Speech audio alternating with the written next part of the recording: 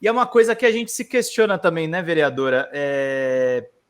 Estão acontecendo esses gestos extremistas, e a impressão que eu tenho um pouco, eu acho que a senhora deve ter sentido um pouco isso mais na pele com esse processo de cassação, a importância da democratização dos meios de comunicação e a importância da esquerda ser colocada em debate. Me incomoda muito. Hoje o Carlito estava lá num café da manhã com o Lula. O governo Lula dá 108 entrevistas para o Grupo Globo. O grupo que mais sacaneou o PT nessas últimas décadas. Eu entendo, eu sei que há uma estratégia por trás disso, há uma estratégia também de falar com o povão, mas tem uma coisa também, se a gente não fomentar essas mídias alternativas, eu acho que você não teria essa voz que você está tendo hoje, né, vereadora? Sem dúvida. Vou contar um caso aqui para vocês. Uhum. Quando aconteceu essa situação toda, e eu postei, aí saiu todo o... Ai. É que esse dia é muito mais difícil para mim, o dia 3 de novembro, do que o 3 de fevereiro. Jura? Por quê? Porque o 3 de novembro foi o dia da moção de repúdio, em que eu estava doente, sozinha, né, com meus filhos em casa, levando todo tipo de ataque, né, sofrendo todo tipo de ataque na rede social, ameaças. Era algo que você não esperava que fosse acontecer? Não esperava. E os vereadores, eles não tiveram nenhum respeito por mim, nenhum, né?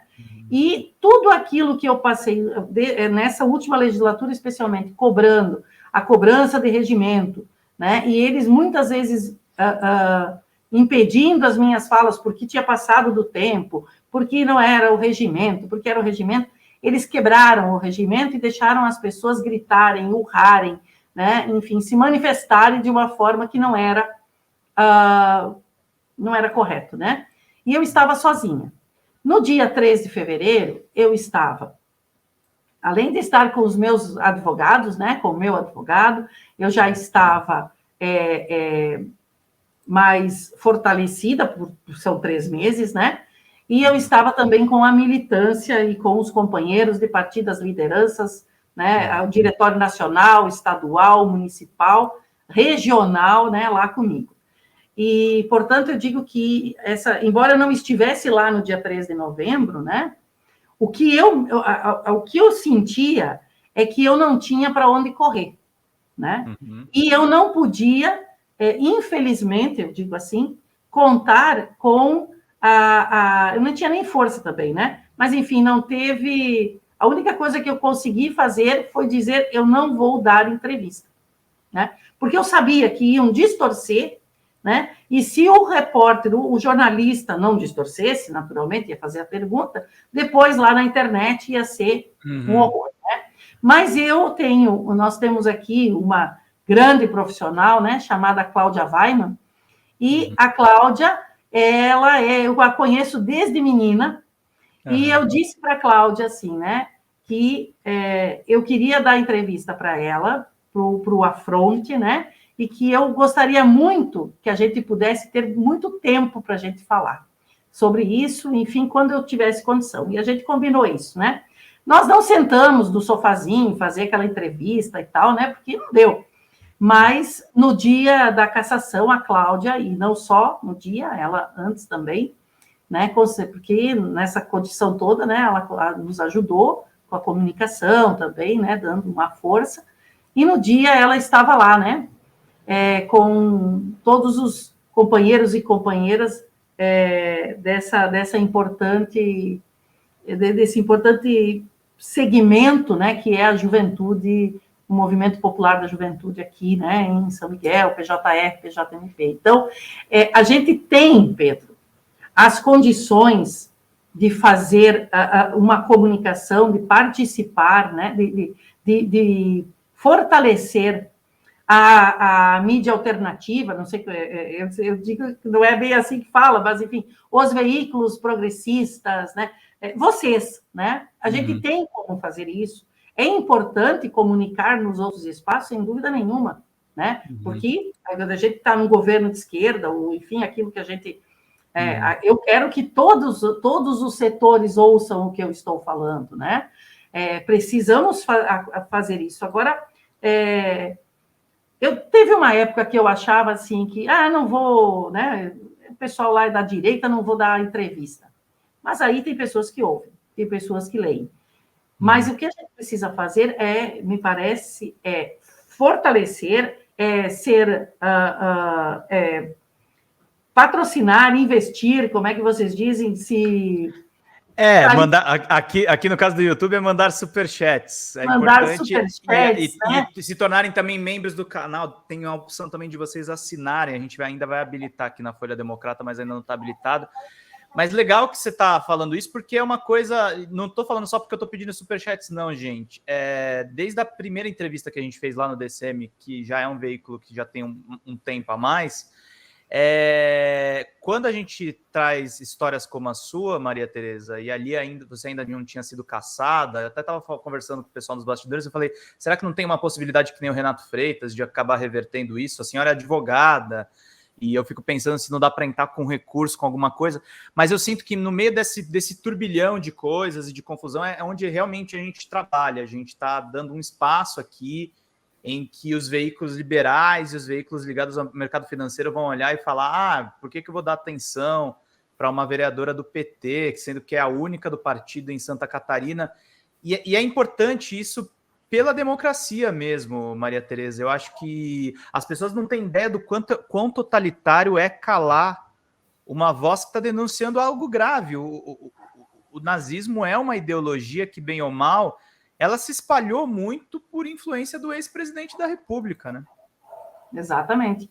O que aconteceu, e eu acho que é interessante também, o fenômeno que aconteceu aqui, é que, ao mesmo tempo em que, na sequência do meu afastamento pela questão da ameaça e tal, um beijo para a Maria Carmen aqui, ó, querida. Ó, minhas amigas estão aí, viu, Pedro? Maria Carmen, que está no Rio Grande do Sul. Então, onde estamos? Agora me empolguei, viu? Mas eu queria dizer o seguinte, que aconteceu uma situação em que, no meu caso, todo mundo comentava, né? Então, eu falava do meu nome, era aqueles xingamentos, milhares de xingamentos. Depois aconteceu uma situação de que o vereador, né, o então presidente da Câmara e outro vereador foram listados, né, foram incluídos no inquérito como financiadores dos atos antidemocráticos.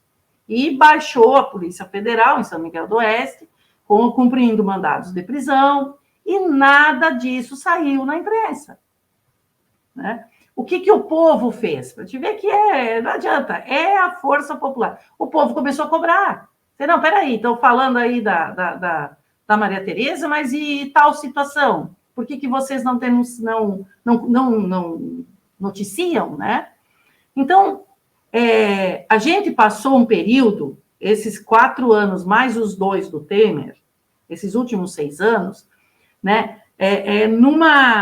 Eu acho que numa pressão tão grande, num clima, né, de terror, de quietude, de medo, né? E como a gente, mesmo os mais jovens, os que nasceram depois da ditadura e tal, mas isso é algo que socialmente é tão forte, né, que ainda está muito presente. Então, o medo de falar, né?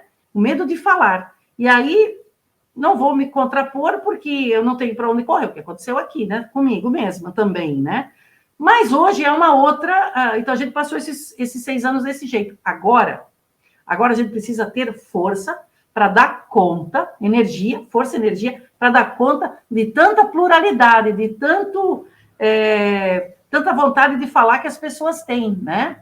Mas agora a gente precisa encaminhar isso de modo que a nossa imprensa mais progressista, ela tenha mais espaço. Precisa haver um equilíbrio, né? Nós precisamos ter um equilíbrio. E eu acho que a nossa, especialmente nas pequenas cidades, né?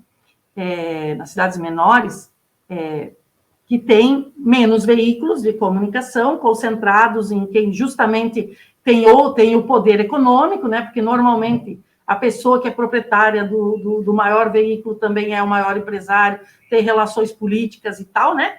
E aí nosso espaço é a mídia alternativa, ou são os espaços mais progressistas, e a gente precisa aproveitar isso, né?